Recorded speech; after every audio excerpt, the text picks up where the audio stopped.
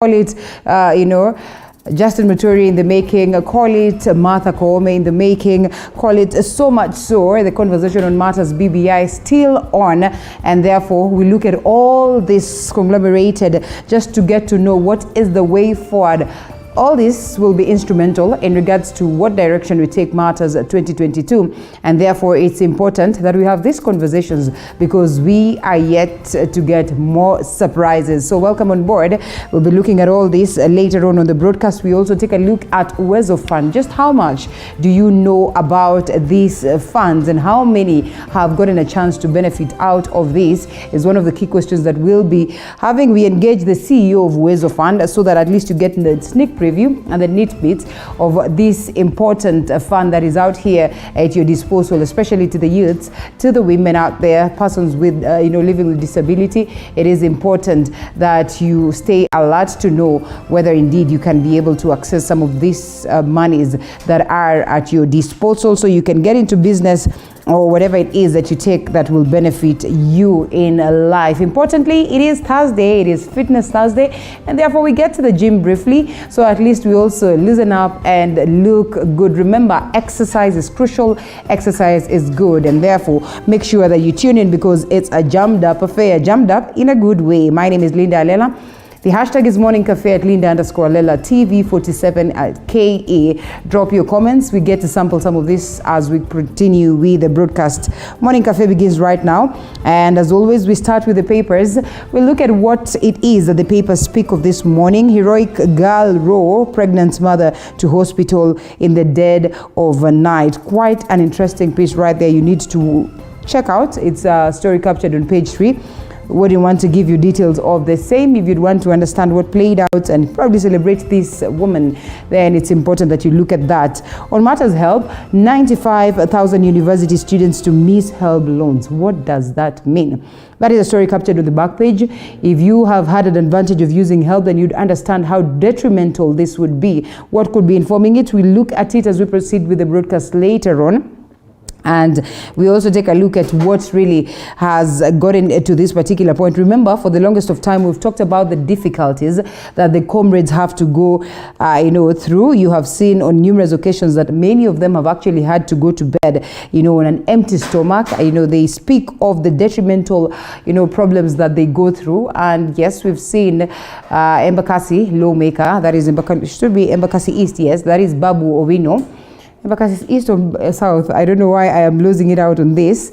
Yes, pushing to see to it that at least the comrades' needs are taken care of. We do not know how far he's gone with that, but then of course we might want to loop him sometimes so that he can tell us just how much is happening down there at the level of parliament. He is Embakasi East, as I'm told. Yes, at least I was right from the word go that the lives of the comrades are well taken care of because education is crucial, and so we'll be looking at this. I know we'll be having some comrades on board or some alumni, and so they'll also get to share their experiences and what this would mean. A bad day for Uhuru in by-election. A troubled handshake. Right Honorable Raila Odinga accuses government functionary of abusing powers or police powers, that is in Kisii, in that statement that he gave yesterday upon the tough times of the by-elections that were conducted, that is in Kisii County, Bonchari, and also in the side, Kiambu County, that is Juja constituency. And yes, it was a lose for Jubilee Party. President Kenyatta's Jubilee Party is licking its wounds after losing to Right Honorable Raila Odinga's Orange Democratic Movement in Bonchari and a little-known People's Empowerment Party, PEP, in his political backyard of Juja. The PEP is linked to an ally of Deputy President William Ruto. That ally will speak of Moses Kuria, and therefore this win has been looked at as a win of UDA. We can only wait to see what direction then it takes. Remember, Moses Kuria at some point in time had declared that he would wish to go it for the big seat, and of course declaring that he has this party that that is the PEP party. And so we'll be looking at that and what played out yesterday, even as we ponder some more on the chaos that were witnessed and the discrepancies that played out, but most importantly, eventually then we get to know the lawmakers that will be representing these constituents are, of course, moving on. A full in tray awaits new CJ. Yes, we'll also be looking at the making of CJ Koome, that is Martha Koome, appointing a bench to hear the BBI appeal is one of the full basket of challenges that probably are expected for her to be dealing with. And President Kenyatta is in a special Gazette notice of the released yesterday afternoon, appointed Justice Koome just hours after the National Assembly adopted a report of its Justice and Legal Affairs Committee. That is a story captured on page 6. Congratulations to her. We get into details of the same later on as we proceed with the broadcast alongside my guest. Health crisis in the country and was in Kisumu County. Kisumu hospitals are filled up as captured right here. COVID-19 infections surge at the isolation center as the Jaramogi Oginga Odinga Teaching and Referral Hospital, the largest referral facility in the region, is already full to the brim and is relying on amenities of lower health facilities. A story captured on page 8 this even as reports are that the Indian variant is taking, a shape down there, not a good shape for that matter, and therefore most of the people are called upon to be careful because we do not want to take it to that direction that the Indian variant has taken it, that is in India. And fair trade, how brokers drove cashew nuts farmers into abject poverty. When the factory machines died 31 years ago, so did the hopes of hundreds of farmers along the coastal belt who directly depended on it.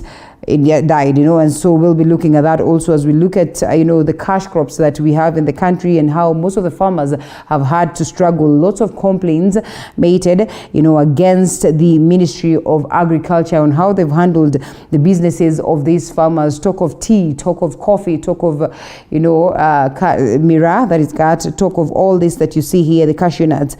It's not been quite an easy ride for the farmers on the People Daily, as we try to download it so we get a clear picture of the same. Briefly, the Standard newspaper, and Uhuru Raila furious Ruto celebrates after a major legal and electoral setback. Well, President reads the riot and act to close allies for bungling polls, as Raila warns that the handshake is, of course, in trouble, looking at how the security forces have as well dealt with the issue of by-elections, that is yesterday and briefly the day before yesterday. Madam CJ, full in tray awaits new Chief Justice. We've also looked at that. A story captured on page 12. We'll be looking at it later on. That is 10 trillion plan for African economies. That a conversation that was also carried out at that point when there was that summit that was being headed by the president of France, that is French President Emmanuel Macron, as they were looking at how best they can cushion African economies to stay afloat or to go back to equilibrium at this point of COVID-19. And on matters sports, Gor Eye Sofakapa scalp, a story captured on page 64. We'll be getting details of the same on our subsequent bulletins or broadcast that is as compiled by our very own sports team on the People Daily. Yes. I did not say Sofapaka. Someone is telling me Sofapaka and I'm saying Batoto. I said Sofapaka. Oh, I know it's Batoto Bamungu, and therefore I cannot miss out on that. Just a tongue twister. It's an early morning, so you expect all this, but yes, it is Sofapaka. Now, full in tray. Well, it's full in tray across. CJ Koome takes over. Story captured on page 6. Why Jubilee lost in Bonchari, that is, and also in Juja, that is in regards to the by-elections. We'll be looking at it as we proceed. Reactions from these key leaders. Right Honorable Raila Odinga says that what we have witnessed in the by-elections in Bonchari and in Juja is an abuse of police powers and an arrogant display of impunity. On the other side, Dr. William Ruto says, we thank God for Hustler Nation victory in Juja and Rurie and the awesome show in Bonchari. A big congratulations. Joshua Kutuni on the other side says, we have witnessed the lengths that our opponents can go, and we can assure you that we will deal with our shortcomings. Well, all the best to them. This is how then these parties get to brace themselves for 2022, re-strategize if need be. President Uhuru Kenyatta to launch the brand new Lamu port that will be very instrumental in making sure that trade activities run pretty much well. It's been long awaited, and therefore we wait to see this particular launch. We'll be following up on the same to make sure that you're updated. Also on this particular story, 95,000 students to miss help loans. Those who will be lucky to get cash will receive reduced amounts. What could be informing this, as captured on the People Daily? We'll be looking at it as we proceed. As you have seen right there, it's the story on page 2. So much in the world of news, and we are here to make sure that you are updated. We welcome your feedback, like we said, and we'd also love to hear what is happening around you. Hashtag Morning Cafe at Linda_Lela, TV47KE, the SMS short code 22047. We sample all this as we continue with the broadcast. Anything on the roads? Let's take a look and see whether it is all bad. It's not a chilly morning like we have witnessed in the past few days, and therefore it's a little bit different, and my system also is trying to act up on me, but all the same, we're here. Starting from where it is that we are, that is in Westlands, around Parklands area, Nairobi. Let's see, here we are now, Mombasa Road. Yes, I'm trying to see how far and how deep the traffic goes. If you are somewhere around Mombasa Road, yes, it starts from around Cabanas there. And mostly it is because also where you get to connect from Embakasi on the other side, that is the airport road. And as you can see, that Cabanas are going down all the way to this side of Imara Daima. There's some tenets of heavy traffic. As you can see, this is quite heavy along Mombasa Road as you're trying to find yourself into the city, that is Nairobi. And roadworks still ongoing on this bit where you connect to Enterprise Road, that is from Mombasa Road, somewhere around GM there. And so I don't know whether you're able to see this clearly. Yes, here we are. There's traffic all the way coming to this point. As you get to connect to Enterprise Road, there's some tenets of traffic. If you go to Enterprise Road, if you're taking Enterprise Road, somewhere around the roads, you find that some levels of traffic. And so if you're taking Enterprise Road, you know what it is that you expect. It doesn't look all rosy this morning. Back to Mombasa Road and down, it eases up, but a bit. But then, yes, of course, you can see the yellowish, still some tenets of traffic, but it is moving, not as heavy, and going all the way down to these sides of Capital Center and where you connect to the Southern Bypass, Captain's Terrace. As you can see, some tenets of traffic here is still taking Mombasa Road. You connect to the Southern Bypass, which doesn't look so bad this morning. And away from the Southern Bypass, you proceed down all the way. Again, you find some tenets of traffic somewhere around. It's actually here that you get around the Capital Center that is quite heavy. And well, eases up a bit, and then you get to this bit where you come in to connect to the likes of Langata Road. The traffic is still on, but not as bad because there is a flow at least. And Langata Road on this other side is not so bad, but as you get to connect to this place where you connect to Mbagathi Way, you find that there's this traffic, well characterized with the roadworks that is ongoing there. So then you would expect these tenets of traffic, but they're not as heavy, and also indicating that it's at least flowing. And so if you're taking Langata Road, yes, you will get these spots where you find some bit of traffic, but it's not bad even as you come to connect to the Southern Bypass, which we said is not looking bad this morning. Mbagathi Way on the other side is not as bad this morning. Tidbits of some bit of traffic, but then again it is moving from Mbagathi Way. Then you get to connect to the likes of Upper Hill Links, and also down connect to Ngong Road. And Ngong Road this morning not looking so busy. As you can see, it's just some spots that you find tenets of traffic, but then again it is a clear flow, as you can clearly tell right there. On this other side brings us to this point of the likes of Yere Center, Skodek Road. You get down to connect to the likes of Gitanga Road, not looking so bad this morning. As you can see, just from a glimpse, it is not bad. Yes, this is Gitanga Road. As you proceed to Kawangware is where you find some traffic. This one in most cases would be characterized by the vehicles, the buses that are carrying passengers. as you can tell right there, but it is not so bad. From Gitanga Road, you connect to the likes of James Gishuru and you go all the way to Wayaki Way. Not looking so bad. James Gishuru is pretty much of an ease. Wayaki Way on this other end is not so bad, but yes, again, some tenets of traffic that are flowing and also roadworks ongoing that could be forming the reason why it is that we have these tenets of traffic. As you can see here, as you come to connect, you know, at that level of the ABC place is where it's a bit heavy, but then eases up all the way down. Let's look at other parts of the city just to know whether it's badly off.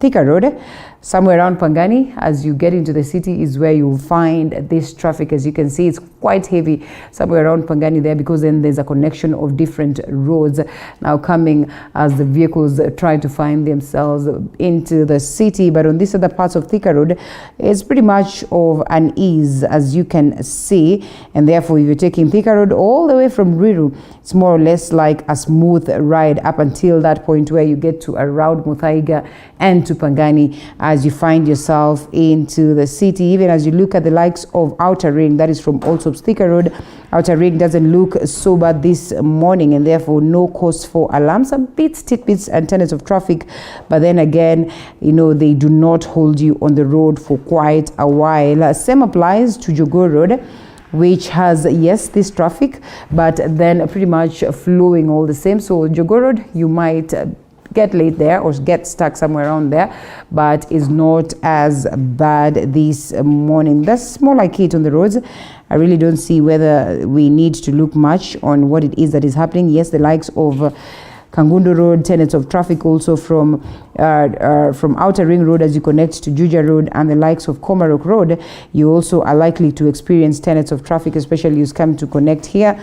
But then again, it gets to a point where it eases up. As you can see right here, this is quite heavy as you get to these different connections from Outer Ring to Komarok to Juja Road and proceeding down as you try to find your way to the airport road. It's quite heavy around there, but once you cross that bit, then you are sorted. In case of anything, I'll purpose to inform you or update you. Now, the National Assembly Speaker Justin Muturi is on Saturday set to be installed as the Gema community's spokesperson. Muturi is currently on a seclusion in which he is not allowed to interact in any way with a lady or take a meat. And as Elizabeth Mutuku now reports, elders from the region say that Muturi will only be a spokesman and not the region's kingpin.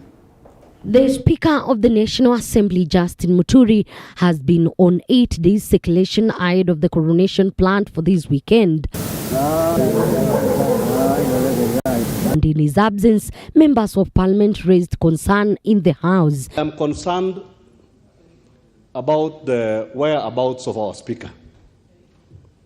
Mr. Speaker, we have been reading in the media that our Speaker is under some spell somewhere. He's been put in quarantine for about 8 days or 10 days in some place. How safe, Mr. Speaker, is our Speaker? Is actually available on call, especially from those people who are fairly, you know, I do not want to go beyond there, but he's okay. There is no quarantine whatsoever. So during an event planned for this Saturday, Muturi is set to be crowned the spokesman of all Gema communities. During the 8 days, the Speaker will not be allowed to interact in any way with the lady.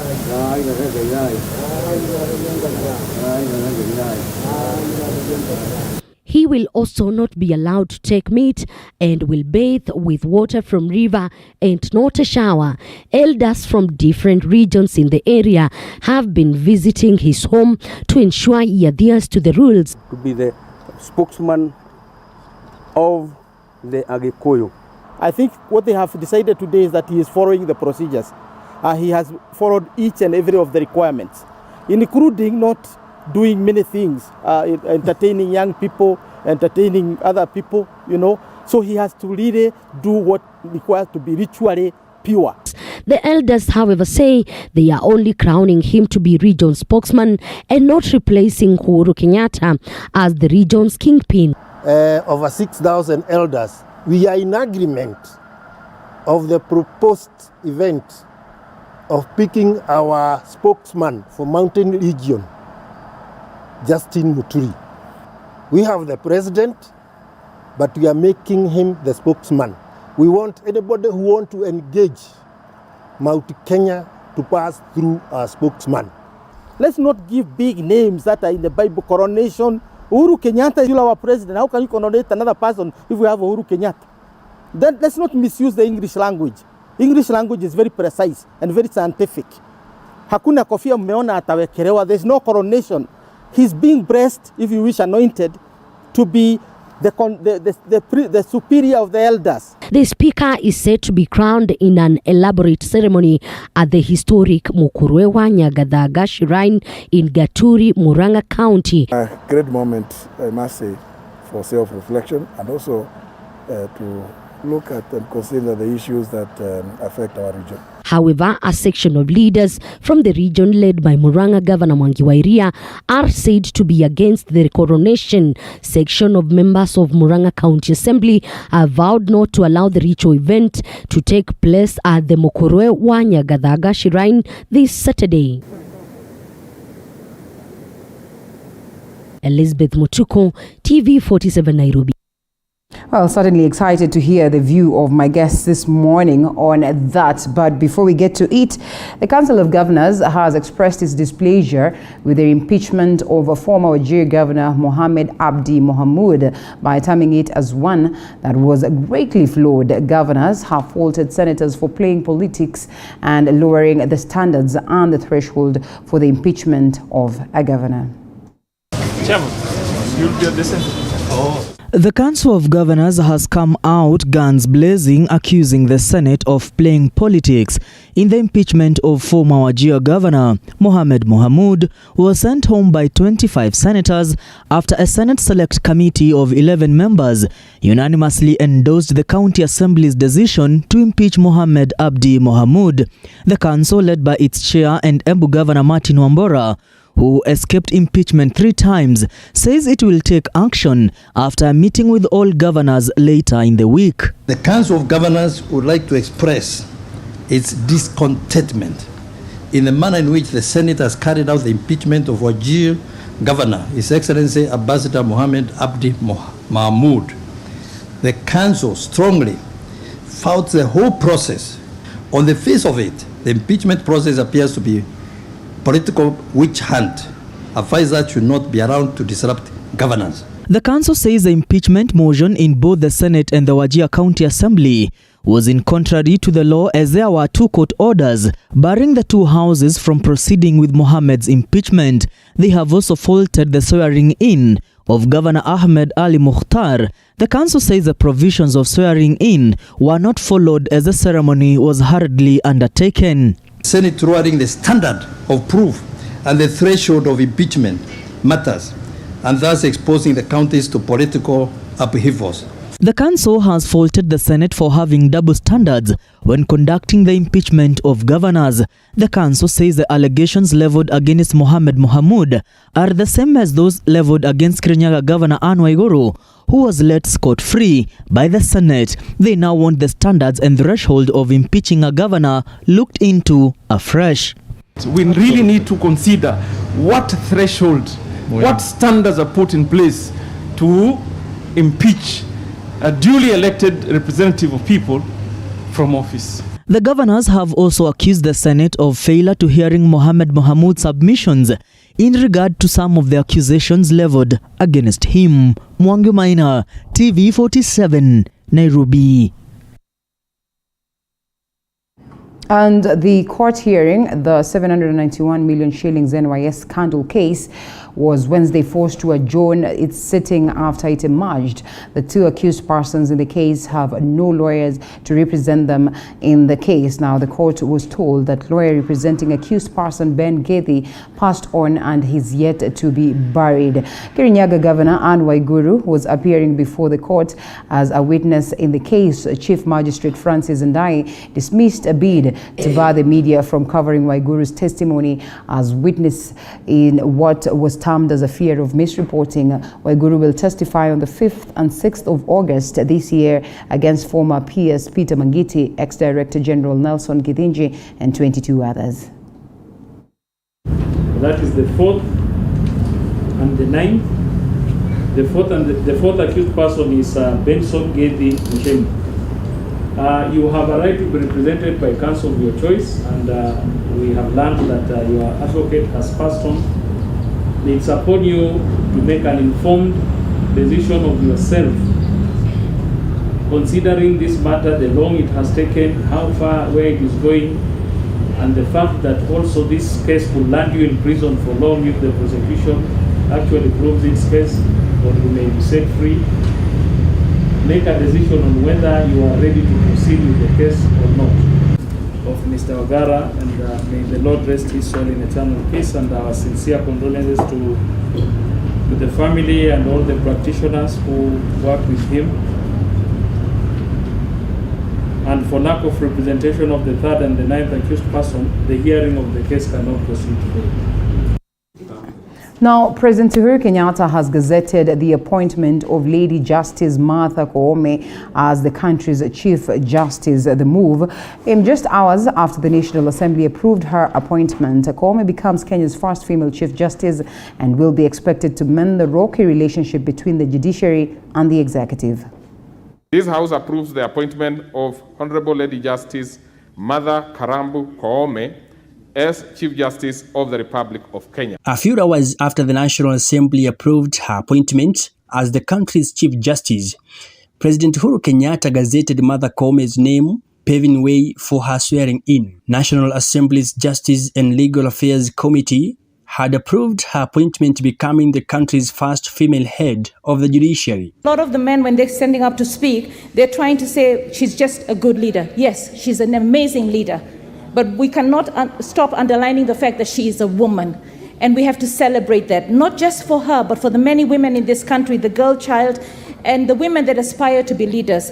What I like about Martha Koome, because I've actually been to a few of the forums that she held when she was heading the task force for children, is the fact that she's very humble, extremely humble. She has integrity, she is grounded, she's compassionate. I recall an interview where she said, "Children have no voices, so I choose to speak for them." It is her duty to the people of Kenya. It's her duty to uphold in accordance with Article 159. Justice Martha Koome faces a task in cementing the relationship between the judiciary and the executive, following the rocky relationship during her predecessor, Justice David Kanani Maraga's term. She has also been appointed at a time the country is split over constitutional amendment, a matter that is now before the courts after the 5-judge bench halted the BBI process, terming the process unconstitutional. I want to speak to Lady Justice Martha Koome and ask her to jealously guard the independence of the judiciary. She must protect the judicial officers, Honorable Speaker, from the intimidation we have seen from the likes of Raphael Tuju of the Jubilee Party. Koome is also faced with a standoff between the judiciary and the executive over the appointment of 41 judges, promising to have a sit-in with the president over the delay of the appointment. Koome becomes the country's 3rd Chief Justice since the current constitution came into force in 2010. The Law Society of Kenya had questioned the Judicial Service Commission's decision to settle on her for the job. Concerns against this nominee were raised by the Law Society of Kenya on what was termed as misapprehension or skating around the concern of her acting on the direction of the executive, a fact that was evident. 9 candidates were interviewed for the position of Chief Justice. And to another story also, we'll look at ODM's Pavel Oimeke has won the Bonchari parliamentary seat after a hotly contested by-election. Oimeke garnered 8,049 votes against Jubilee's Zebedeo Opore, who garnered 7,279 votes. UDA's Teresa Bititu, who is the widow of former Member of Parliament, the late John Oyuyoko, finished 3rd with 6,964 votes. ODM had earlier on complained of intimidation from police. Eric Oigo Nyakea, 1,169. Robert Pavel Oboto Oimeke, 8,049. Victor Omare Omanwa, 130. I wish to take this opportunity to thank, first of all, the Almighty God for having delivered the victory. I also wish to thank my party, ODM, for the support that they have given me. And I also wish to thank our party leader, the Right Honorable Raila Amolo Odinga. I also wish to thank my governor, His Excellency James Ogwai. Let me congratulate my brother Pavel. You are a hard nut to crack. Let me congratulate my party leader, Baba. Baba, we wish him well, and we hope that he recovers quickly from the ravages of whatever diseases that we have at the moment. Still on that note, George Koimburi of the People's Empowerment Party is the Member of Parliament-elect for Juja constituency. Koimburi was declared the winner Wednesday evening by IEBC officials following a hotly contested by-election in the constituency. Now, Koimburi, who garnered 12,159 votes, fended off competition from his main competitor, Jubilee's Susan Waititu, who garnered 5,746 votes and will now replace a former Juja lawmaker Francis Waititu, who died in February this year, as David Muthuka reports. At exactly 5 p.m. Wednesday evening, as the IEBC concluded what had become a delayed and controversial tally for the Juja constituency mini polls, Juja MP-elect George Koimburi could not resist tears of joy. After two unsuccessful runs for office in 2013 for the Theta Ward seat and in 2017 for the Juja constituency seat, the businessman was duly on course to fill in the Juja MP seat that has been vacant for 3 months. This follows the demise of former Juja lawmaker the late Francis Waititu, and clinched the seat he missed by a whisker 4 years ago, did he, this time with a landslide victory, amassing 12,159 votes in a by-election that saw just 21,862 voters turn out. The highest number that we have is 12,159. That is written against the name Dongo George Koimburi. What was termed as a two-horse race, amid attracting a total of 11 aspirants, saw Koimburi trounce his main competitor Jubilee's Susan Waititu, who came a distant second after garnering 5,746 votes. Nataka kushukuru chama cha PEP, People Empowerment Party, pamoja na William Samoei Arap Ruto, maana wamenishikilia sana.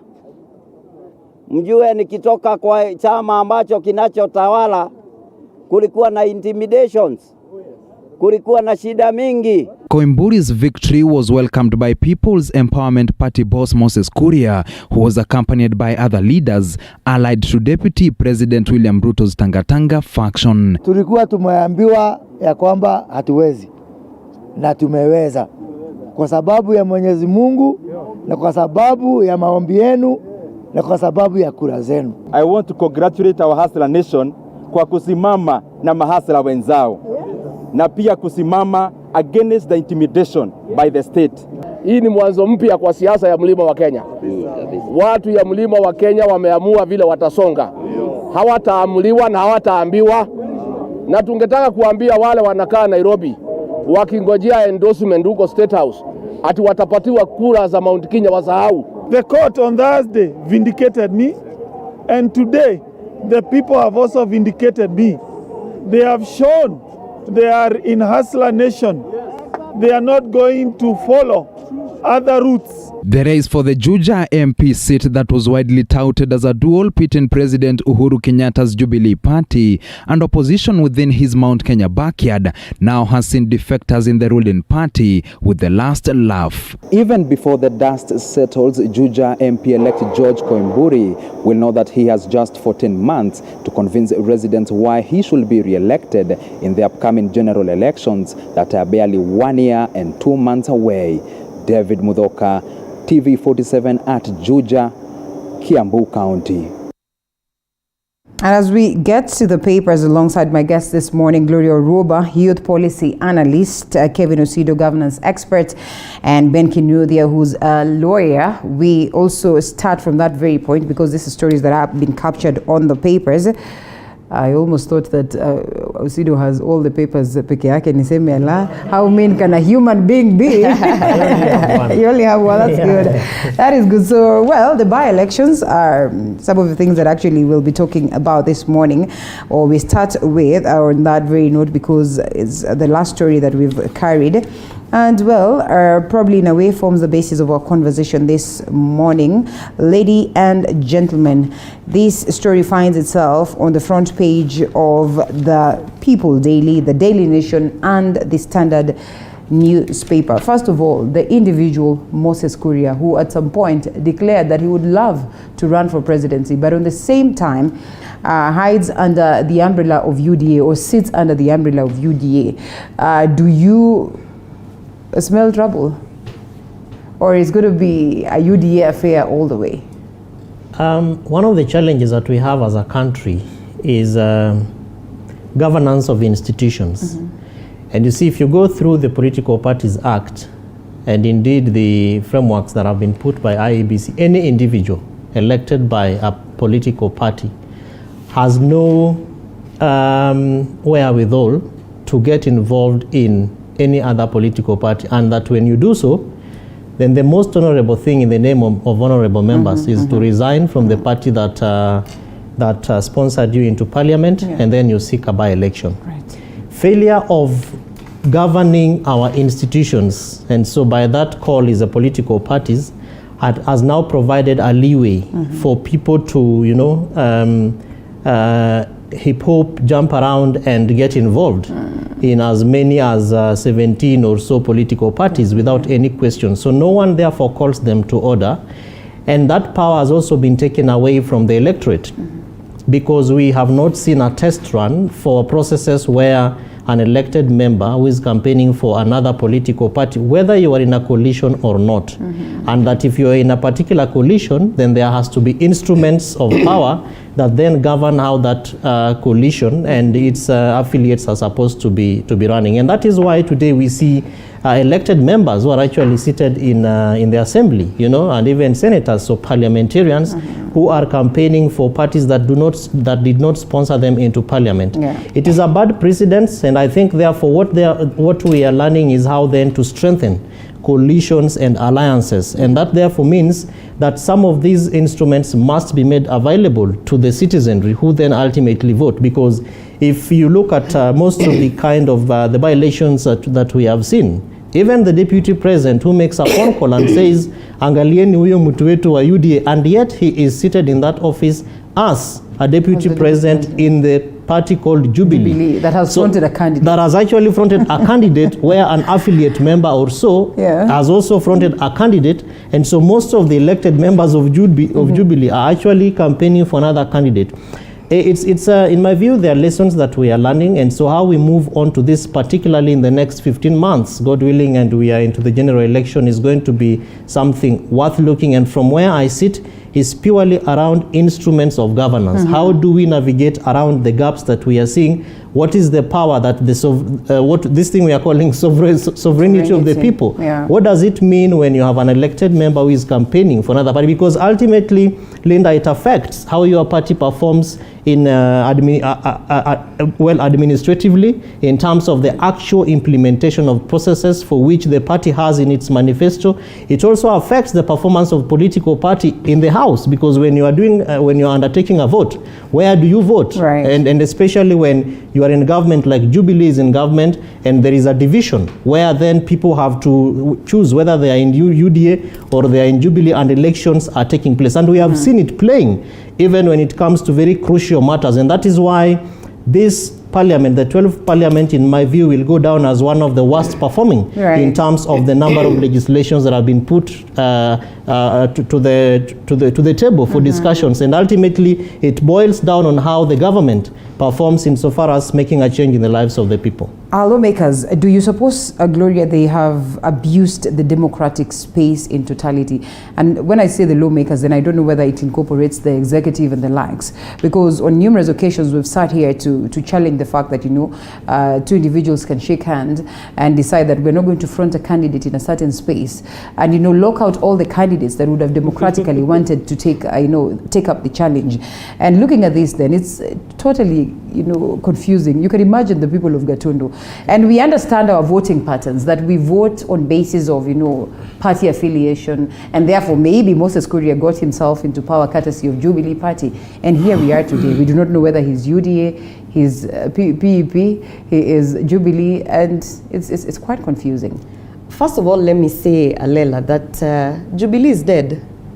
Okay. There is no political party called Jubilee. But they fronted a candidate yesterday. There is a shell called Jubilee. It is dead. We are going to see repeats of what has been happening with the by-elections.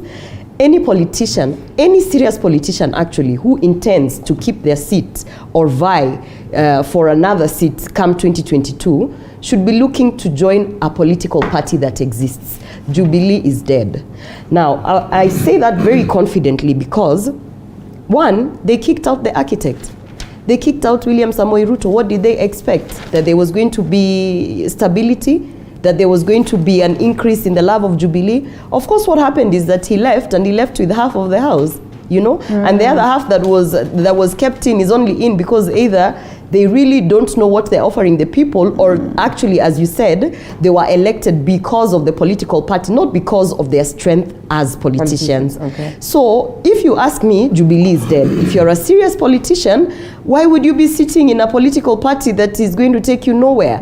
Why would you be sitting in a political party that does not have any ideologies? But you have a mandate, Gloria, having been elected, and therefore you have a mandate to the people who elected you. Yes. Not to the political party. And don't you think at some point maybe they could be disgruntled? It's just that they like you have said, no ways. the sovereignty is on what? On the people. Yes. The people are the ones who elected you. I keep on repeating this.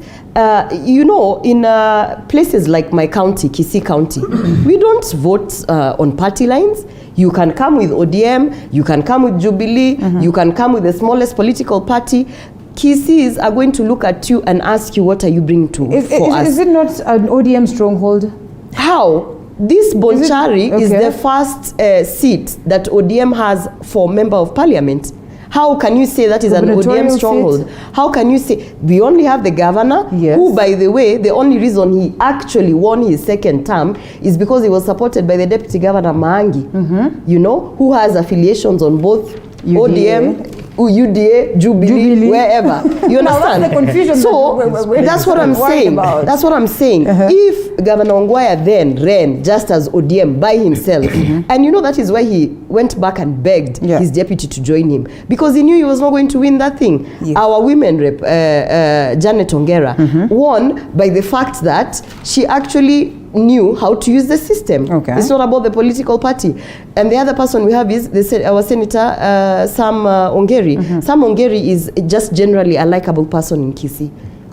So it was not the political party, and those are the 3 seats that you can say ODM has in Kisii. This Bonchari, which they won by a whisker, by the way. It was not easy. So, well, looking at the numbers, then it wasn't easy. Let me tell you, it was not easy. And the fact that UDA, a new political party that has got no frameworks, no offices, no nothing in Kisii, fronted a woman in Kisii.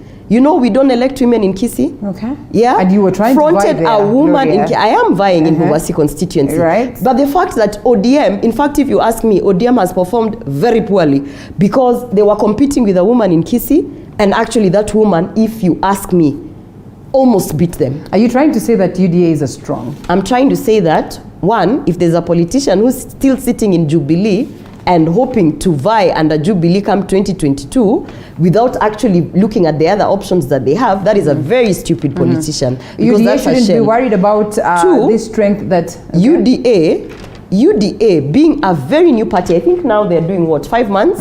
Being a very new party and being able to front candidates all over, we've seen across the nation for the by-elections, and perform the way it has performed, even with the odds against it. Even, by the way, UDA is the only political party that had faith to front a woman in a very patriarchal county.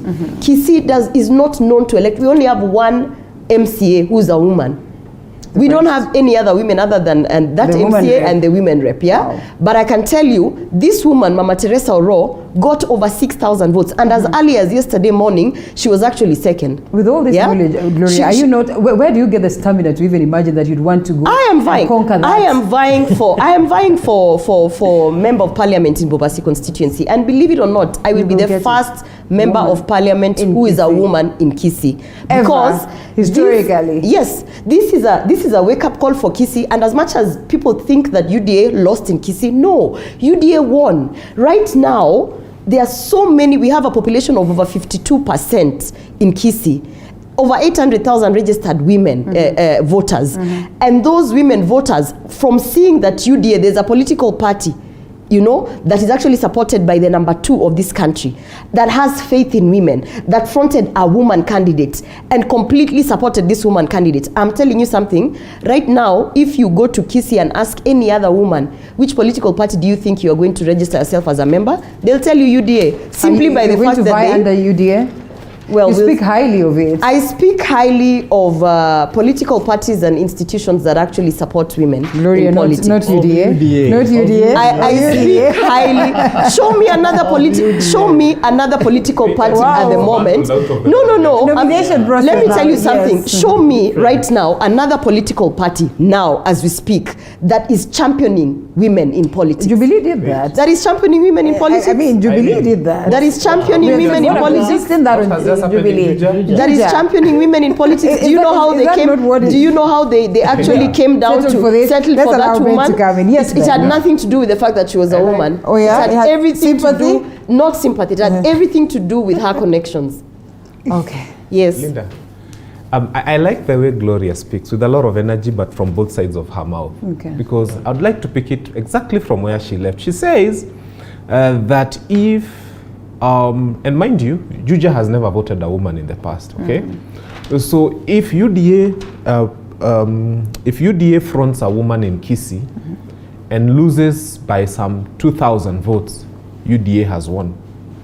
But if Jubilee fronts a woman in Juja and loses by some 6,000-7,000 votes, Jubilee has lost. Okay. Because Jubilee has never fronted a woman in Kisii. No, because you're getting the facts wrong. No political party in the history of politics in Kisii has ever fronted a woman for MP in Kisii, except UDA. You see, political parties, from our experience, because you've not vied before, political parties don't front men and women. Men and women offer themselves to political parties as candidates. And then parties allow them to go into nomination processes. So if the women in Kisii have not offered themselves as candidates in political parties, no, let's be honest, if they have not offered themselves, the political party will not come to your house, knock on your door and tell you we are here to give you a certificate. Ask women like Sally Otara why she never got her ticket in ODM. Ask women, yes. So you're not speaking facts. So women have fronted themselves in Kisii,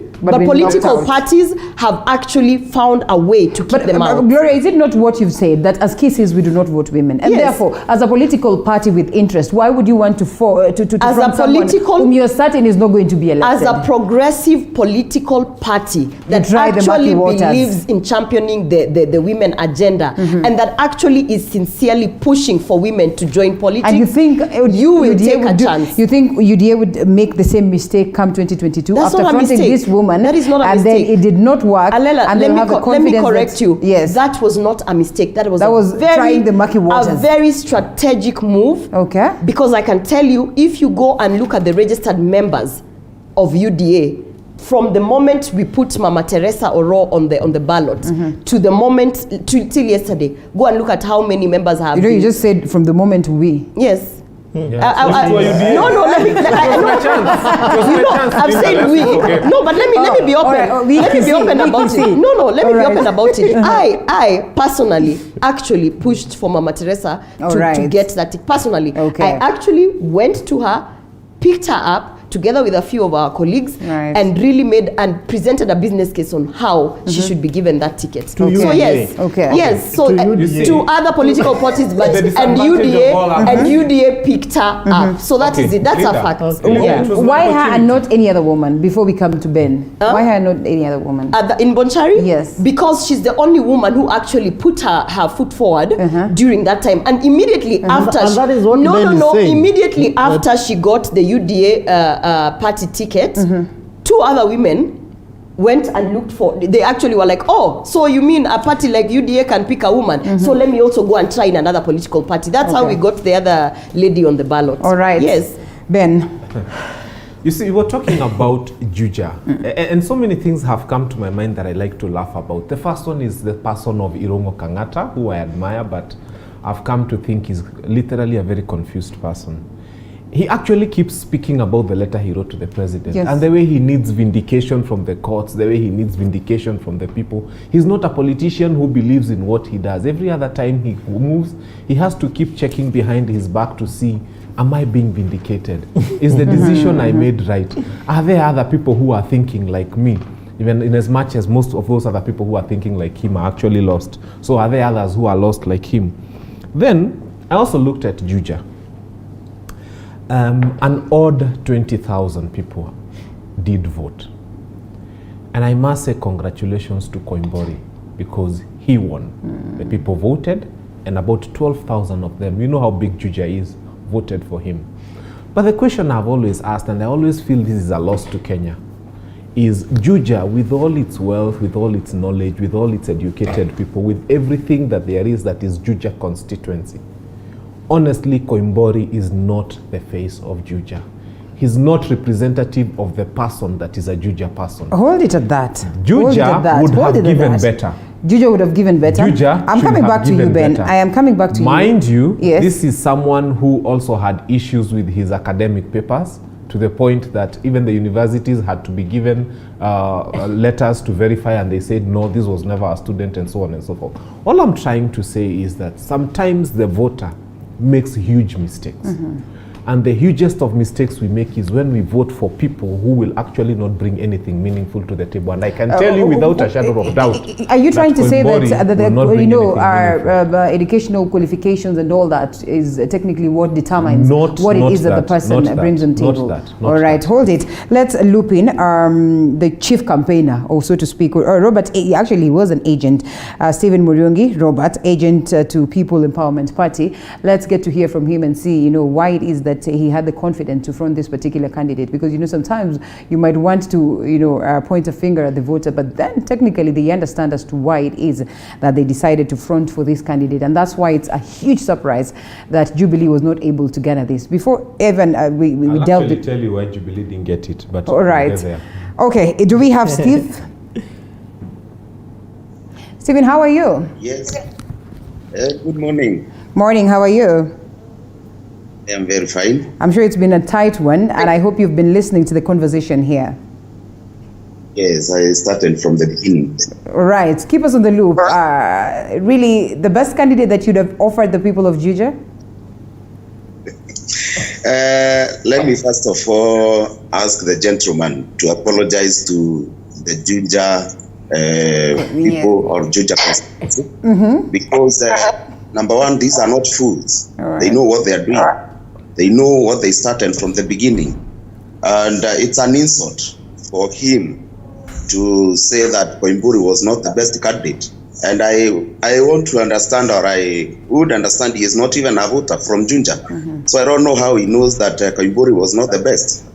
And the best of him, maybe with whoever they fought, the people of Juja refused him, or rather refused her. So that's an insult, or he needs to apologize. Okay. Koimburi was the best candidate.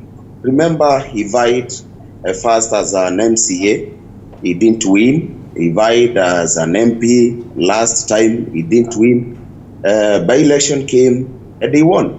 Since then, you want to tell me Juja people didn't know he is the best candidate? So all I can say is he was the best candidate for Juja.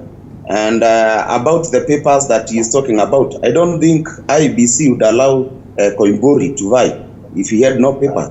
And he needs to prove that Koimburi had no papers. That's all I can say for now. All right, moving on. Plans and technically your reservations on how the processes were handled. I mean, on this one, we experienced some delays characterized by the queues that we also witnessed. In the conversations that there was some bit of some levels of insincerity detected, and we've seen also the governor coming on board and taking part on this particular process. What would you make of that? And generally, as a PEP, what is your position as a party at this point? I would say these people, they did not expect any other candidate to win or to have the seat, except a candidate from Jubilee. Because they believe Jubilee is the only party in Mount Kenya that needs to file a candidate, and then the candidate must, with all means available, must win. They tried all means available, but they failed because people had spoken. And I want to say this, and Kenyans should understand, they are exercising their right. And I want to congratulate the IBC.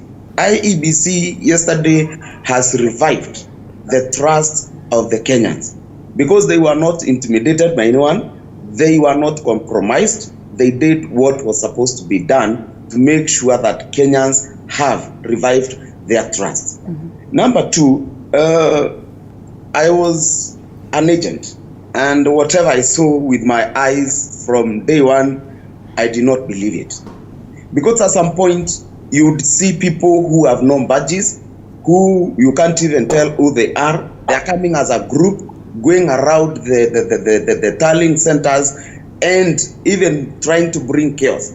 But our security agents, some, not all of them, some of our security agents really tried to help.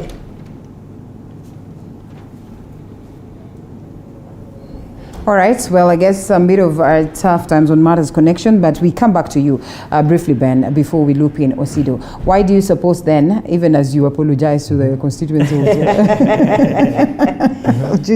Jubilee lost this one? Jubilee lost this by-election.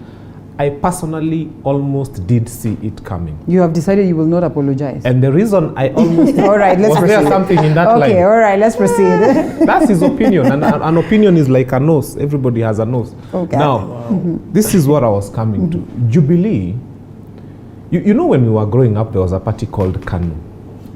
And sometimes you would wonder, why is KANU even advertising themselves? And they are the ruling party and there's only one party. Yeah, you know, KANU ya jenga inchi. There used to be songs even saying, kuja ujiandikishe tuwe na umoja, and so on and so forth. Some of the leading companies you see in this country, the leading telecommunication companies, the leading soft drinks companies, they advertise themselves and you're like, which young child does not know that the leading soda is this particular soda? But they advertise themselves every day. In fact, they go out of their way, you're asking themselves, sasa kampuni kubwa kama hii, kwa nini inaji-advertise? Jubilee got to a comfort zone. And I must say, like now, PEP initially was not as known. But what have they done? They have done one thing right. They have pushed their agenda. They have asserted themselves. They have sold themselves. They have moved to where the people are, and they have told the people that we are an alternative. We are available. We can do this. We can fill this gap. Usually what happens when you don't take up your space as a person, when you don't do exactly what's supposed to be done, even with the big companies, they know. That's why you see they spend so much time. In fact, the bigger the company, the higher the budget they have for advertising. And the more they come closer to the people, and the more they try to show people that we are with you. Just how more can Jubilee do that when its members are exiting? Yeah, exactly.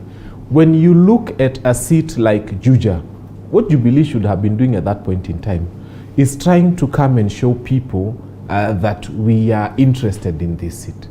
I mean, the top brass of PEP and UDA and everything, they were all there. They spent nights there. Remember when Moses Kuria being arrested, they spent a lot of time on the ground. They literally lived the campaign.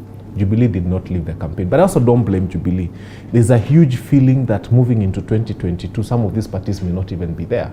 There will be new formations, there will be new parties, they'll have new names. So probably there's that fear of, are we going to push this Jubilee so much and then probably it's not even going to be there post-2022. But I feel that what Jubilee should have done is what KANU did for 40 years. Okay. You sell yourself as if you are being driven to extinction, yet you are still the strongest force available. All right, I'd love to loop in Steve later on also to get to know, is PEP UDA or is PEP Jubilee, or should UDA be comfortable that this was a UDA win or it was a PEP win, knowing very well, and I repeat this statement again, that Moses Kuria has constantly said that he would love to go for the big seat, and therefore it is just a matter of time, and he says, no, I'm not UDA. I'm not trying to prophesy that, but all the same, we can wait to see. I hate to bring this up, but it keeps cropping up. The fact that, you know what, we lose, lawmakers, and then family members in most cases are pushed to that direction. And I don't want to say push because, well, by the time you are taking up the challenges because you think you're fit enough for that. Gloria says they pushed for Teresa, right? Yeah. And such is what it is that we've seen on the other side. We are expecting the same in the Kiambaa by-election that is set to happen. And on numerous occasions, we've seen family members coming on board. And we do not dispute that it's a democratic space, and therefore if someone is capable, then the Constitution allows them to go for it. But is this really the trajectory we want to take? Fred calls it the Woiche politics, that, you know, just because of sympathy, then we decide this.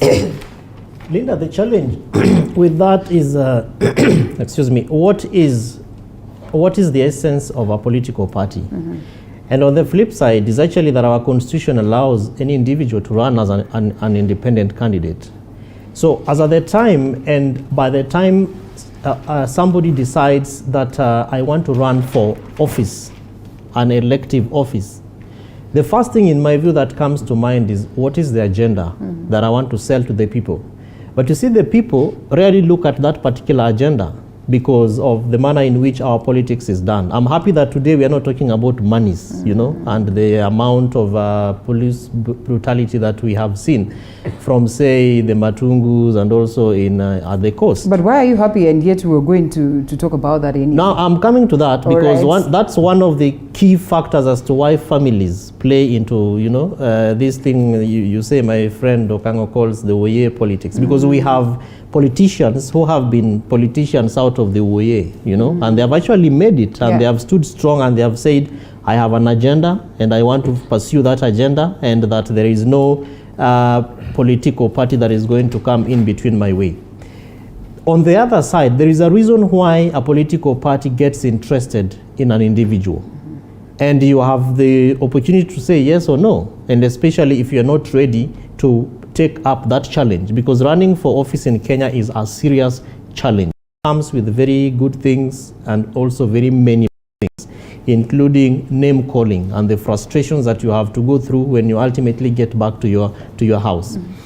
For the people that have been successful from a family perspective is because of their delivery, that the person, whether husband or wife, who was actually in that particular office was able to resonate with the voters and had something to be remembered for. If you have nothing that the people are going to remember you for, it is actually useless to even say that I am the husband or I am the wife or even the brother, like what we saw in Garissa, where now the senator is actually the son of a former sitting senator. May God rest his soul in peace.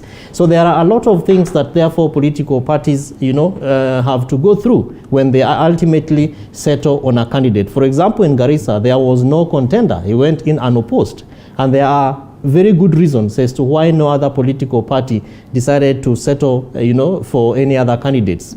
If you go into what we are talking about, like in Juja, there has to be a reason why the wife of the former candidate, you know, was fronted by Jubilee. And there has to be a good reason why PEP also decided to test its waters, and there must be a good reason why UDA also went in and decided to, have a candidate. And all these things, in my view, are premised. The context we are talking about today is purely on 2022. Yeah. Because some of these people that are being fronted by their families will not probably be there in 2022. And so it therefore boils down again to how the political parties are prepared to pick up their victories and sustain it until it presents the position which is going to resonate in their performance, to allow for people to see that this party called, for example, UDA, said this in Juja, they have been able to deliver it, and so we think we can try it in Kisumu. For example, we can try it in Likoni, or we can try it somewhere in Hola, in Tana River County. Because if we fail to emphasize on the delivery, because that is what, from a very optimistic perspective, is supposed to entice voters to vote for an individual who is presented by a political party. Yeah. But that, in most cases, particularly in our country, Kenya, is never the case, because here we are talking about how much money you have, and a lot of times political parties will also look for the resource currency that this individual is presenting to the party. A lot of those discussions are never open to the citizens. They are closed, and ultimately you are only presented a candidate.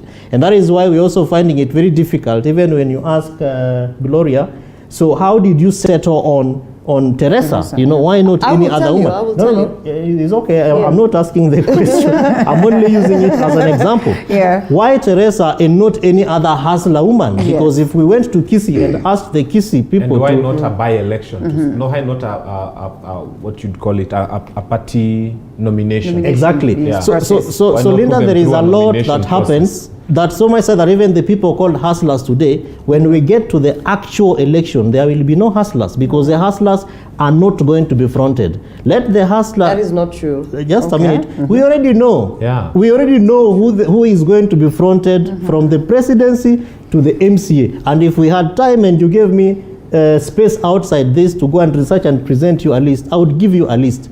98% of those who would be in that list are not the normal bodas, are not the normal mamambogas whom we are calling hustlers.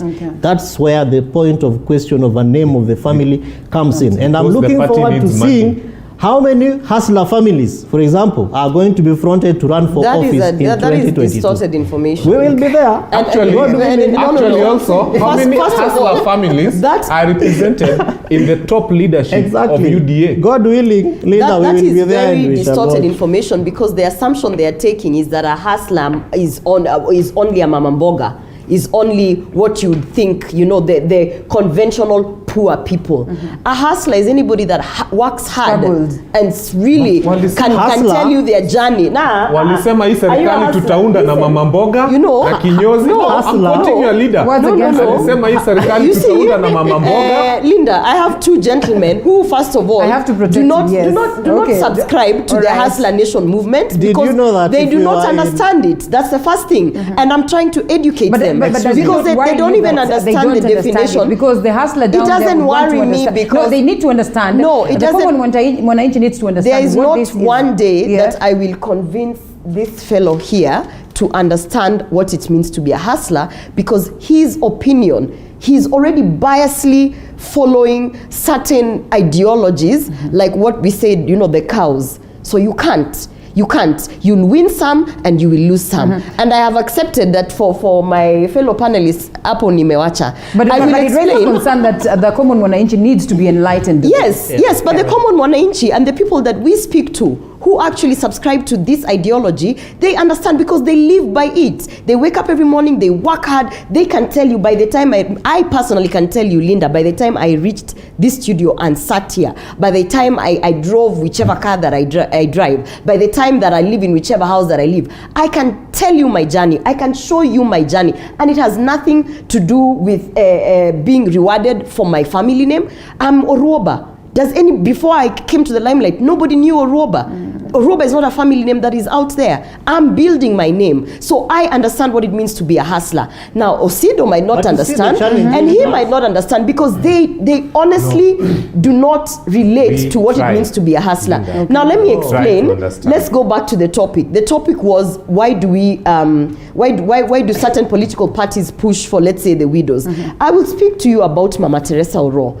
she was not picked because she was the widow of the late Oro. She was picked because what a lot of people in studio don't know, but the Bonchari people know, is that she was the machinery behind the late Oro.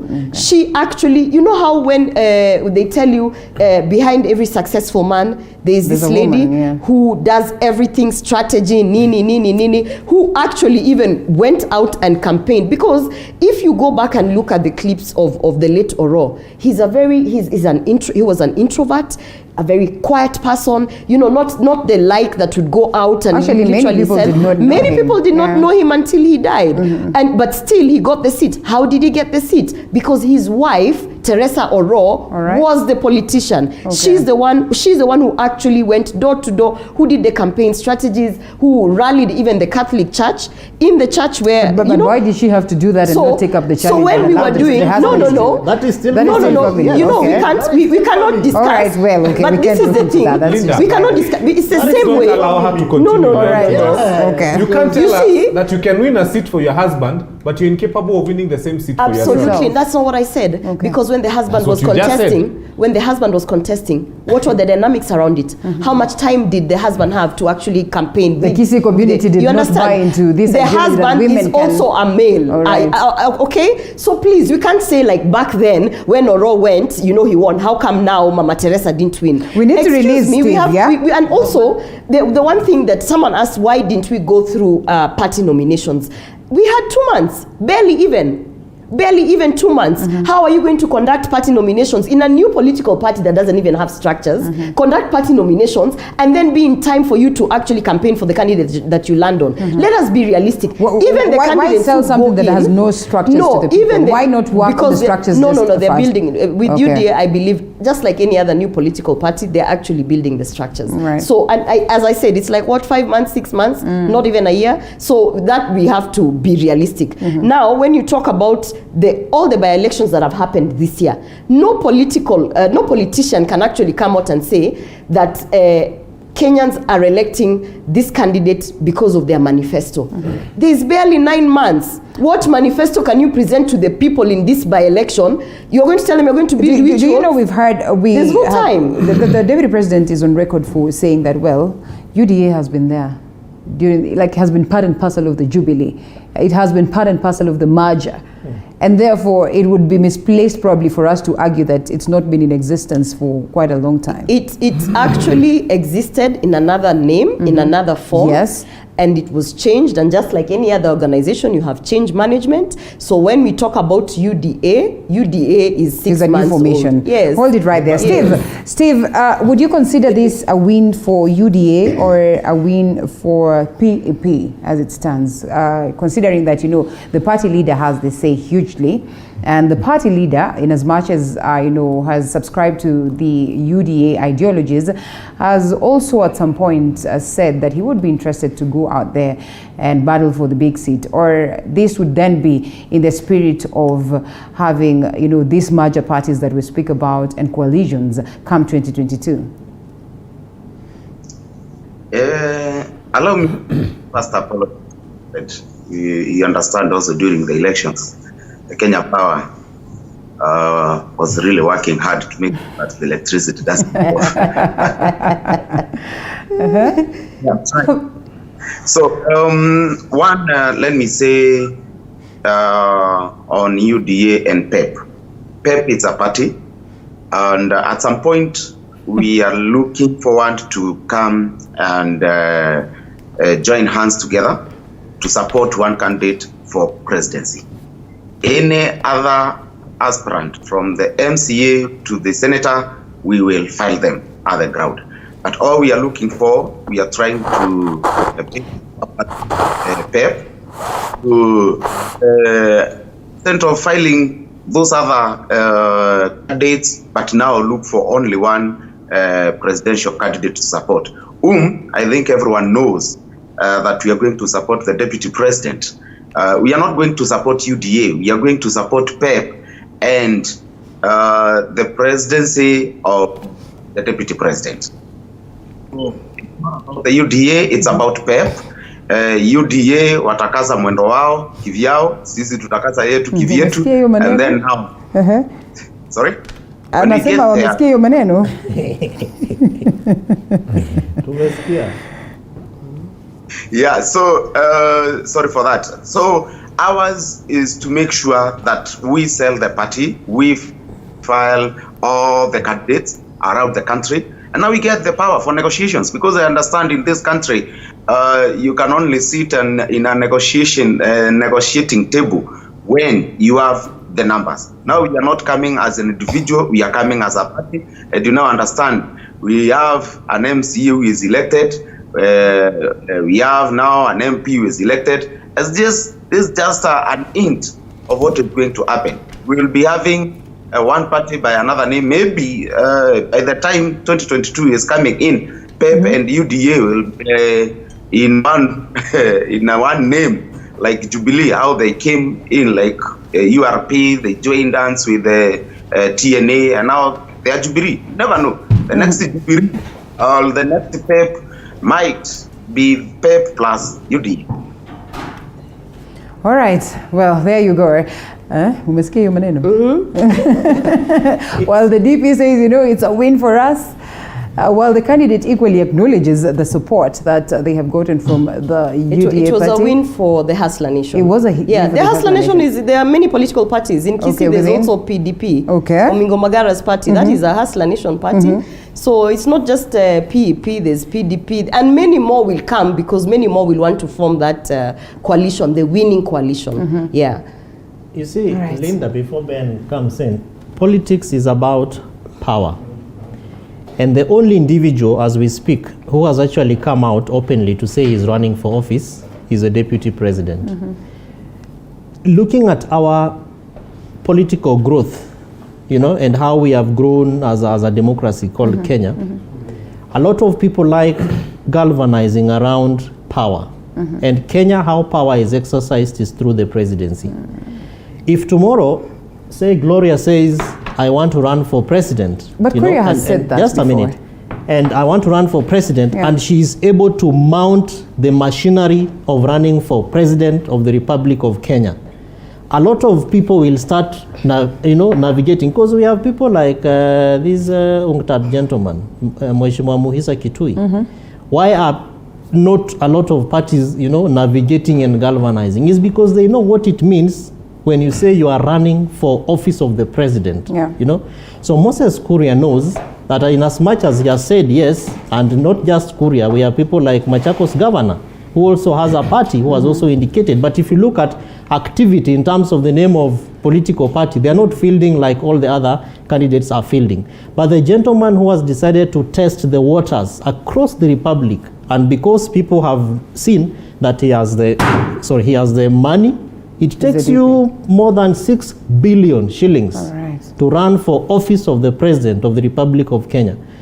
Show me who else has that kind of money if we were to ask for presidential elections today and is ready to, spend. Of course, Raila has probably more, Mheshimiwa Raila has much more than that, but it's only people around him saying that he's running. He has not actually come out openly, even when ODM said, can presidential candidates submit their papers? I don't remember Mheshimiwa Raila, doing that, submitting. It was Mheshimiwa Joho and also Kakamega Governor Mheshimiwa Oparanya. So that really is the essence of what we are seeing happening right now. If, say, tomorrow, Jubilee is able to re-establish and reorganize itself despite all these issues, and that's why they are also trying to see who can be able to take over. Is it the Speaker of the National Assembly, Justin Muturi? On the day Jubilee will say we have a candidate, and that they are able to mount a proper campaign, you will see the changes that will take place even within UDA itself. All right, speaking of, yes, Justin Muturi, I think we're coming to that. But briefly, Steve says that IEBC restored, its glory. One scenario, a single process enough to get IEBC to revive its lost glory? Two things. Kenyans speak from very many sides of the mouth. The people who said that IEBC is unduly constituted and celebrated are the first ones to say that IEBC is now duly constituted, they have done well, they have inspired confidence in themselves, and they ran the by-election nicely. By the way, for information, had UDA lost this, and by extension PEP, had they lost this by-election, you'd have had the first thing saying that these people are unduly constituted. They are not supposed to have done this by-election in the first place. But and so UDA on and so lost on in and so forth. Bonchari. But I'm excited to hear them being told that IEBC now has all overnight become duly constituted. They are okay, they are saints, they are good, they are fine, because the candidate for PEP has won the by-election. Linda, UDA lost in Bonchari. Yeah, so that argument. You said they won. You know, UDA was number 3. They won what? As in they lost their election. Registered their presence. I feel like words from your I mouth. feel like I have to. No. On that one, Ben. On that one, you lost. I feel like it was a win in terms of the fact that we have gained traction with the. And actually, that's what the DP says. You know, and he says, "We thank God for Hustler Nation victory in Juja and Rorie and the awesome show in Bonchari." So that's I think we need to take it back. It was an awesome show. I teach a refund your school alienda. Listen, I was saying. Very keenly. And I No, Ben. UDA won in Juja, lost in Bonchari. What we are saying is, particularly in Kisii, we are so used to witnessing IEBC being influenced either by the police or by the armed forces above. I can tell you for a fact, it is alleged that Matiang'i really was pushing for his candidate for Jubilee to win, yeah?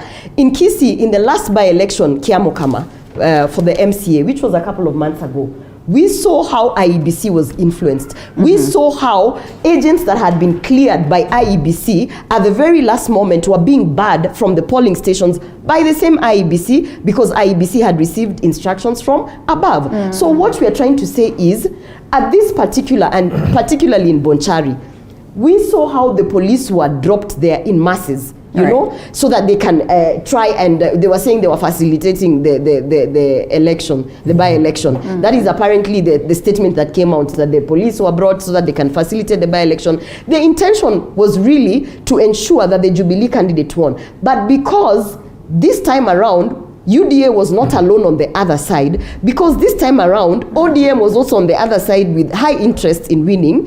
And that's the reason we saw Akina Sifuna coming out and saying, we condemn the use of police abuse and blah, blah, blah. But in Kiamokama, ODM, through Governor Ongwaya, was actually using the same tactics to ensure that UDA doesn't win. So what we are saying for IEBC is that this time around, particularly in Bonchari, what they did is, they said, we don't care. We don't care whether it is Matiang'i, we don't care whether it is Raila, we don't care whether it is Ruto, but the agents that have been cleared will go to the stations. The processes that are supposed to happen will happen. And so I think the improvement, that's where we are talking about the improvement. It's not necessarily because UDA won in Juja. You know, sometimes you have to speak the truth. You can't always just be looking for excuses, you know, to blame an institution. IEBC tried in this by-election, but also because they knew that we, particularly in Kisii, we had said, if the same nonsense that happened in the Kiamokama by-elections happens in Bonchari, they will know no peace. All right. Yes. Okay, well, we're not going to get in depth in terms of security. Do we still have Steve, or we... Yeah, we need to let go of Steve and get into this conversation of where Justin Muturi is. As sarcastic as it might sound, it is a concern that members of parliament raise, and therefore we need to get these answers. So, Steve, as we close it, moving on, what do we expect now that you say PEP is itapambana na hali yake as expected? Kiamba in. Munakuja Kiamba? All right. Yes. Okay. And our candidates there. Let's meet there and see who PEP are. That's all I can say. Are you not overambitious? I am not, because I am sure of what I'm saying. Okay. We've seen a lot of intimidation from what we were doing in Junja. They tried all to make sure candidate Jubilee win, and they were given the mandate to make sure that they give that seat. But it did not happen. People of Junja voted for the candidate they felt was the best for Junja. And I want to congratulate Mheshimiwa Koimburi, our party leader, and everyone else who was included in that process. We won, and we also going in Kiambaa, and after Kiambaa now we start planning of 2022. All the best, all the best. Thank you so much for speaking to us this morning. Well, Agent PEP, he calls it PEP. Stephen Huriungi Robert, asante sana for your contribution to that. Now we close on the conversation of by-elections. It's more or less like newspaper review, but I'm afraid we are out of the newspaper review already, and we are into this.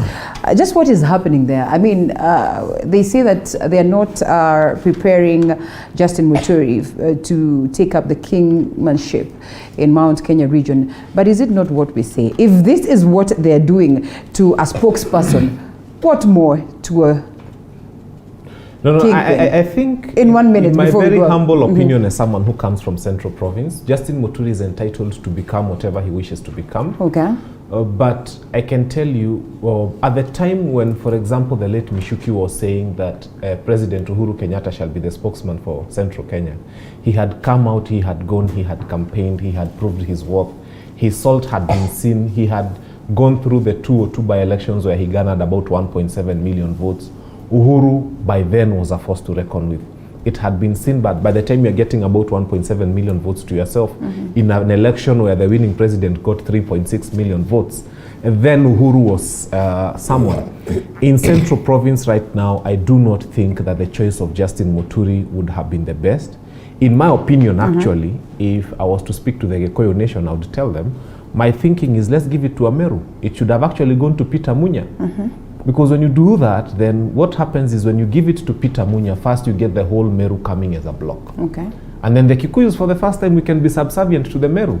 So if it has to be a position where we are looking for a spokesperson for Central Province, in my humble opinion, the correct person would have been Peter Munya.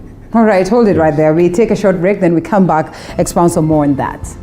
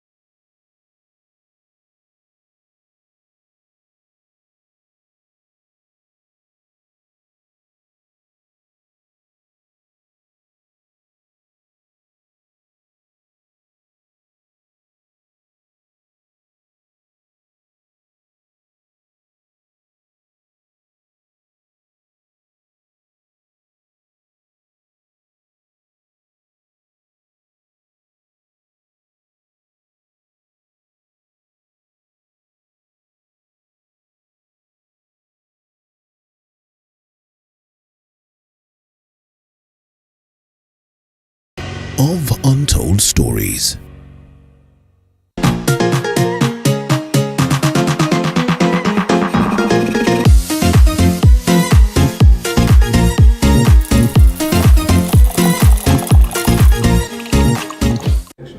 Still in studio, Kevin Osido, governance expert, Gloria Oroba, youth policy analyst and political aspirant, and lastly, Ben Kinuthia, who's a lawyer. Ladies and gentlemen, back to the conversation. Well, briefly, just a concern because, well, we all need to understand what is running or what is going on at the National Assembly, and therefore, if the crucial person is absent, you know, we really have to question. We understand what the Constitution dictates, that if the president is not there, then the deputy is not there, then who is there? Yeah, the Speaker of the National Assembly. He's he's missing in action. I believe that what was said at the House yesterday settles the matter. Yeah. In the sense that our members wanted to know. You remember that they are in a very extraordinary session because these are, you know, they are called for to deal with peculiar matters. And so the Speaker has he has a panel of about 5 to 7. I think there are 5 to 7 people who form the Speaker's panel, who either of them can actually chair any session of the House as long as it is communicated and there is effective process that has been followed. But I think it was very clear from Mheshimiwa Kamket's question around where is our Speaker, and it looked sarcastic. And probably they were prepared to, let the country know that Mount Kenya is preparing this gentleman for this very important, Well, they say theirs is just to make him a spokesperson and nothing to do with him taking up the role of president. That can be said because there's a lot of confusion in Mount Kenya. We have a sitting president who comes from Mount Kenya, but largely central, that has been a beneficiary of almost 2 10-year term presidents. That's 20 years plus, of course, the others that I don't think I want to go into our founding fathers and all that. There is actually a lot of heat at the mountain now because after the President Uhuru Kenyatta exits, who do we bring on board? Are we going to rend our powers to the Rift Valley, where the deputy president who has shown that he has the mettle, he has the power, he has the charisma, he has what it takes to mobilize, to ascend to the seat of power?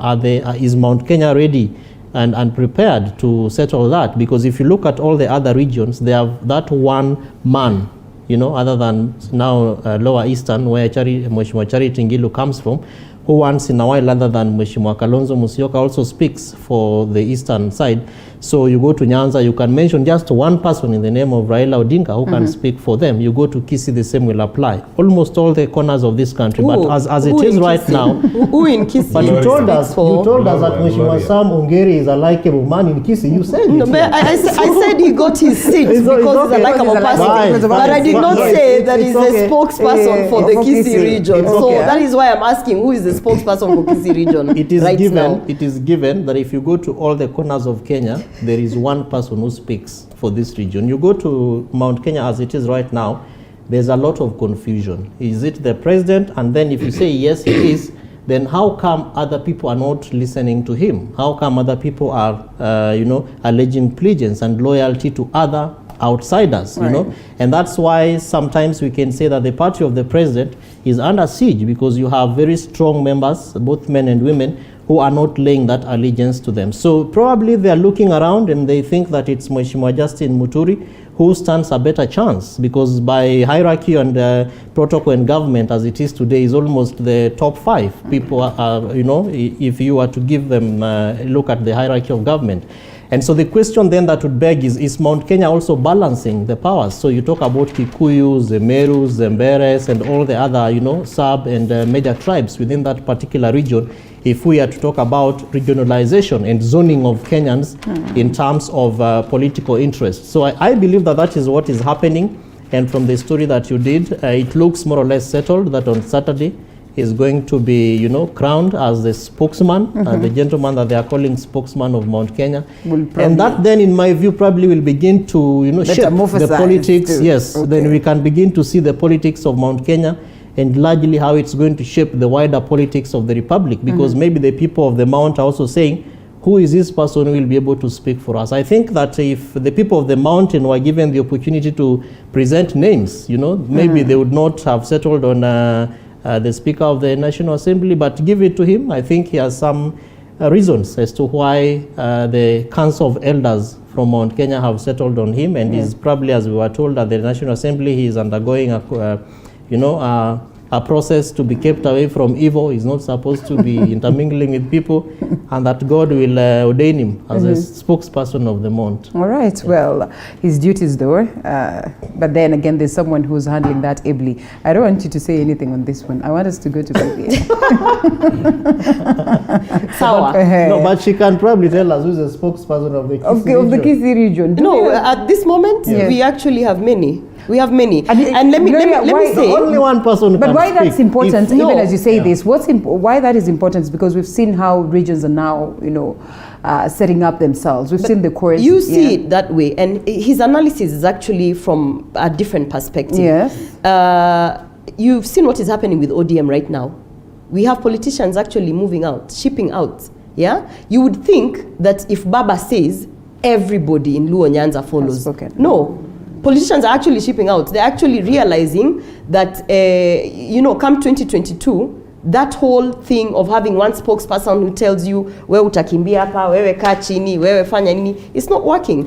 So what's happening in the different regions? I mean, look at Obado is recruiting in Migori. Only so no, you can't say that. They are actually Obado is in trouble. Obado is in trouble as of yesterday. They are politicians. If you look at, go and read page 22 of the Daily Nation, and there's a whole story there about ODM and what is happening there. And it's not just in Luo Nyanza, as well as in Kisii. People are understanding that, okay, we used to have this thing of regional kingpins, of the spokesmen of this region and stuff like that. But it has not been working. So that's the reason why in Kisii right now, if you actually look at what is happening, you can't say that Sam Ongeri speaks for the Kisii people. You cannot. Definitely. You just know that he is a politician who is well respected in the Kisii region. But let me tell you something, if Sam Ongeri stands there and says, we are now going to vote, for instance, Janet or whoever as governor, doesn't mean that Kisii will follow. Do you want us to speak about Matiang'i? I would like us to speak about Matiang'i. But we're not speaking about Matiang'i today. We are speaking BBI. but you see, the conversation that you are following that's the reason actually why Matiang'i is trying to show might. Because he wants to take over being the spokesperson in Kisii. He wants to show that if Matiang'i says A, B, C, D, then the whole of the region follows. So, and unfortunately in 2021, that's not how it works. People have woken up to the fact that you don't need a tribal kingpin to speak for you. What you need is to gauge the leaders that have placed themselves and then pick and decide who What's you want. happening to Charles Nyachai? Nyachai? Charles, the son. He is just being Charles. All right. Evidently, he is just being Charles. He's just being BBI, Charles. you know he's a dynasty. And you know he's a dynasty. Yes. And you know there's a background of people who come from families that are known. The Odingas, the Kenyatas, the Nyachais, the who. There's this privilege that they think they hold, that it doesn't matter if they are active or they are not active. That come 2022, what it is that he was speaking about. They will show up and people will just elect them for being Nyachais. And that's not the case. That is not the case. Linda, Gloria will have to arise to the reality, because how political parties even nominate, and I said it here earlier on, it is not the normal Kenyan who spends time waking up at 2:30 to be the first 10 at the polling station. These people are presented with names, and if we go the Gloria way, then good people who do not want to wake up to vie for political positions will have to begin waking up to actually vie. Otherwise, the dynasties, there is one person who will be called from the Kisii region to present a list of people to be nominated at the political party and even in government. Kevin, I can assure you, and you can put money on the table, Charles Nyachai will not get a ticket now, I'm just from saying, any political party in Kisii. It is okay. Even the smallest one. I'm not saying that it's not about Charles Nyachai. Exactly. I'm just saying that there is somebody who will make a decision on behalf of the others. Community. Yeah. So if you go to Kisii, who is that person going to be? Ben. That's what I'm saying. Okay. Ben. Have you been a proponent of the BBI? Let me ask that. Yes, I have. Then you are a lawyer. You are a lawyer. Yes. What do you make of what it is that the judge has treated you to? The High Court, the 5-judge bench? The first thing, Maraga tried banning this country in 2017. God was fair to us. He gave it back to us. He didn't feel comfortable enough. All right. He woke up again and he said we can dissolve parliament so that there can be anarchy in this country. It did not happen. It did not happen. God loves this country. His anarchy did not happen. Do you pride in that as a person who understands constitutionalism? Because what would have happened if you dissolve parliament at that point in That's time? a breach of what it is that the constitution dictates. No. You see, sometimes, and this is the problem when laymen try to interpret the constitution. Okay. There are things called canons of the constitution, which are very silent powers within the constitution. If anybody who's been to a constitution or law class understands that other than what is written, there is the reason behind what is written. Even judgments have got something called the reason for the judgment. Now, if you dissolve parliament like a fool, because this is the institution that allocates resources even to IEBC to hold the next election. Okay. What would have happened is that there would have been actually even no money to hold an election to create a new parliament and to create new MCAs and so on and so forth. This country would have gone into anarchy. The God who loves Kenya did not allow us to go that funny direction. It was not enough for him. Before he left, he constituted this funny bench that decides that the president is a citizen of this country. In his capacity as a citizen of this country, he can be sued. But in his capacity as a citizen of this country, he cannot initiate a constitutional review process of any kind. He constituted a bench that decides, there are things called prayers to court, that if I come to court and we have disagreed with Linda, I can come and say, I'm praying that one, she be stopped from coming within 100 meters of my house, 2, these, 3, 4, and 5, and 6. And we have a judge that actually gives you things that you don't even pray for. Nobody prayed that the president be declared unfit to hold public office. Nobody prayed that the president be declared to have gone outside the ambit of Chapter 6 of the Constitution of Kenya. But it was granted. So I thank God Maraga is gone. And I thank God he's not coming back. Okay. I thank God that everything bad he left is gone. We now have a Chief Justice who is a woman, I respect that, who has got, other than the law, motherly instincts and things of this nation and not banning this nation. And we are praying that she will constitute a bench of the appeal court that means well and thinks well for this country. Let me tell you, jealously, let me use the words of a legislator, jealously guard the independence of the judiciary. Yes. Now, let's talk about the independence of that judiciary. Make it brief so that we are told there's public participation in everything the executive does. Public participation in everything that parliament does, but no public participation in some of the judgments that are made by 5 people to constitute what will run a nation of 50 million people. So you argue that the judgment was misplaced? That at some point you have to think as a citizen, as a Kenyan, and as a person who looks at this nation and the best interest of this nation. Every election cycle, Kriegler said we lose about 1.7 trillion shillings because of this nonsense called elections. If we can find a way to even spend 20 billion on a bloated legislature executive at the top there and save 1.7 trillion every election cycle. And that cannot be done. The constitution as constituted? It is not possible. Today, it is not possible. All right. We will continue fighting. We will continue doing unbelievable things. And that's why even in 2017, there was still this tension. We are trying to look for a way to minimize tension and create an opportunity where this country can thrive. Gloria. It's very difficult to sit next to Ben, yeah? Because, and I tell you something, this is how I know I'm a leader. I am practicing patience. I am practicing restraint. I am practicing all sorts of virtues that we need to practice, all that were listed in the Bible. Because when I hear someone say that I'm so happy that the former CJ Mara, he's gone. I'm so happy that he's, let me tell you something, I cannot believe it.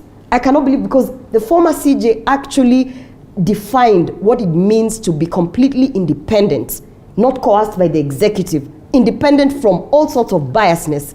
He actually gave us such big shoes to fill, to the extent that when we were recruiting the next CJ, you saw the chaos that were there. You saw that even the acting CJ could not, there were questions about her integrity and her participating in the panel. We saw how we struggled to actually, who's the man or the woman who could fit. And thank God we got Koome. But I'm telling you, I cannot believe that we are living in the same country. I cannot believe that we are pushing for the same ideas, because I feel as though when a person speaks so highly about an initiative such as Building Bridges Initiative, which has been outright conmanship from the get-go. We questioned when they shook hands and they came and they constituted the 14-member task force.